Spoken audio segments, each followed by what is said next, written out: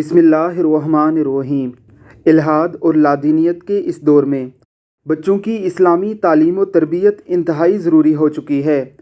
اگر آج آپ نے اپنے بچوں کی اسلامی تعلیم و تربیت پر خصوصی توجہ نہ دی تو الحاد اور لادینیت کے سیلاب میں بہہ کر یہ بچے نہ صرف آپ کی دنیا میں بدنامی کا باعث بنیں گے بلکہ آپ کی آخرت بھی خراب کر دیں گے۔ بچوں کی تعلیم و تربیت میں سب سے اہم کام آپ کا اپنے پہلے بچے کی تعلیم و تربیت کا مناسب انداز میں انتظام کرنا ہے۔